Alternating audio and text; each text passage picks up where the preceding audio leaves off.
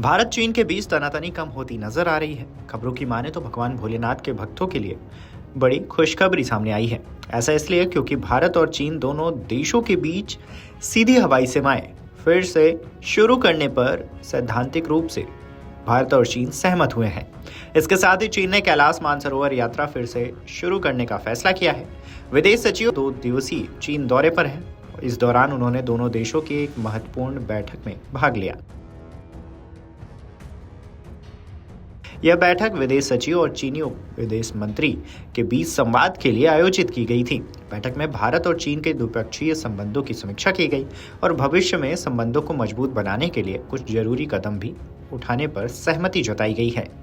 विदेश मंत्रालय ने सोमवार को यह जानकारी दी है। विदेश मंत्रालय ने कहा है, जैसा कि प्रधानमंत्री नरेंद्र मोदी और राष्ट्रपति शी के बीच अक्टूबर में कजान में हुई बैठक में सहमति बनी थी। दोनों पक्षों ने भारत चीन द्विपक्षीय संबंधों की स्थिति की व्यापक समीक्षा की और संबंधों को स्थिर और बहाल करने के लिए कुछ जन केंद्रित कदम उठाने पर भी सहमति व्यक्त की है। मंत्रालय के मुताबिक बैठक के दौरान दोनों देशों ने कैलाश मानसरोवर यात्रा को इस साल गर्मियों में फिर से शुरू करने का फैसला लिया है।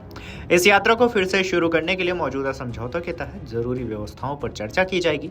इसके अलावा भारत और चीन ने जलवायु आंकड़ों के आदान प्रदान और सीमा पर नदियों से जुड़े अन्य सहयोग पर बातचीत के लिए दोनों देशों के बीच विशेषज्ञ स्तर के तंत्र की जल्द बैठक आयोजित करने पर भी सहमति जताई है।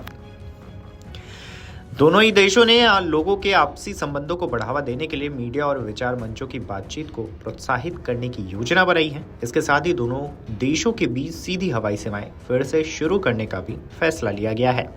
इसके लिए जल्द ही दोनों देशों के तकनीकी अधिकारी बैठक करेंगे और एक नया ढांचा तैयार करेंगे। भारत और चीन के बीच साल 2020 से ही रिश्ते तनावपूर्ण बने थे। उस साल जून में पूर्वी लद्दाख में वास्तविक नियंत्रण रेखा पर दोनों देशों के बीच सैन्य संघर्ष भी हुआ था,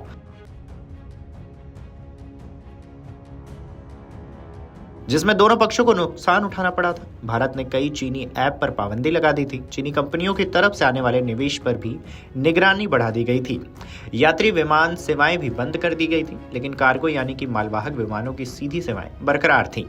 इस साल दोनों देशों के बीच कूटनीतिक संबंधों की 75वीं वर्षगांठ होगी। दोनों देशों ने इस मौके पर कूटनीतिक प्रयासों को और मजबूत करने और आपसी भरोसे और समझ को बढ़ाने का फैसला लिया है। इसके तहत सांस्कृतिक और अन्य कार्यक्रमों का आयोजन किया जाएगा।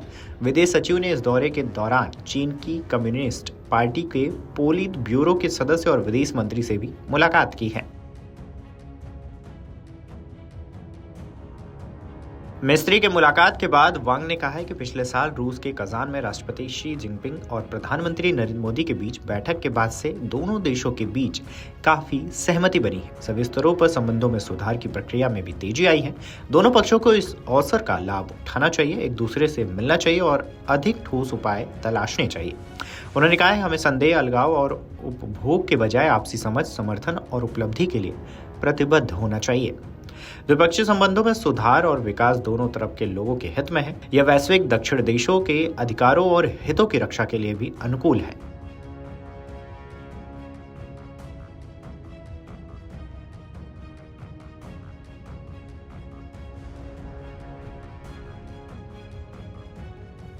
Video desk अमरउजाला.com। अमर उजाला जीवांजलि के सारथी की मदद लें और महाकुंभ में स्नान जरूर करें। अमर उजाला जीवांजलि के सारथी की मदद लें और महाकुंभ में स्नान जरूर करें।